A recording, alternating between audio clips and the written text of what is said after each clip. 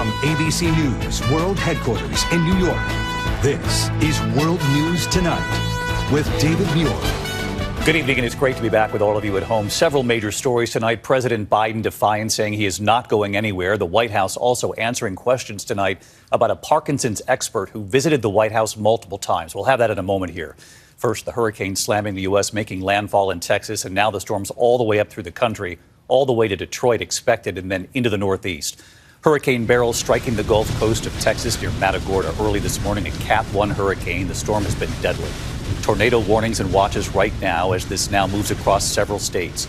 Beryl hammering the coast with torrential rains and damaging winds, widespread flooding and life-threatening storm surge.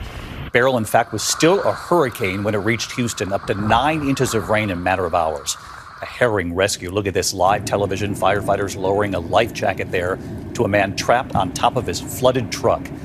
Tonight, at least 3 people have been killed in this storm, and here is the track this evening. Now a tropical storm still on the move all the way up to the Great Lakes and across into the Northeast. We're going to take you through the forecast, the timing of this, the rain and winds ahead for millions of Americans. And ABC's Victor Oquendo leading us off tonight from Houston.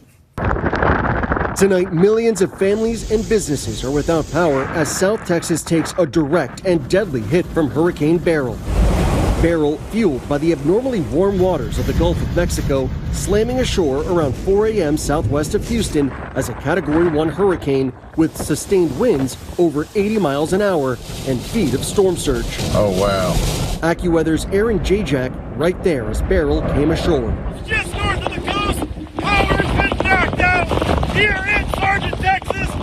Absolutely strongest winds yet right now. Transformers exploding like fireworks in Jamaica Beach as Beryl barreled inland toward Galveston. Hurricane Beryl made landfall 2 hours ago in Matagorda, Texas. That's south of where we are in Galveston, now in the dirty side of the storm. That is the most dangerous part. The rain has been relentless for hours, and these winds are only getting stronger. Drone video revealing the devastation. Boats, campers, roofs peeled from homes. Beryl still a formidable Cat 1 hurricane as the eyewall approached Houston, dumping nearly 9 inches of rain in spots. Shelter in place. We're in an emergency. We're in a rescue mode. Life safety. This traffic camera shaking in the wind as firefighters use a ladder truck to rescue a man from the roof of his car. He's got the life jacket on, and they are lifting him out of the water. Look at that. Our station, KTRK, right there as they hoist him out of the fast-moving water and onto dry land. Northeast of the city, a 73-year-old grandmother was killed when a tree fell on her home, one of at least 3 deaths. Beryl, the first hurricane to make landfall in Texas in 3 years, after tearing a week-long path of destruction through the Caribbean, killing at least 11 people.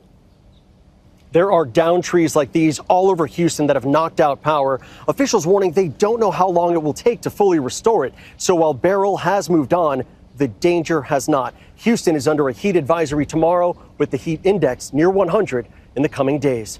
David? Just an extraordinary scene behind you there, Victor. Thank you. Let's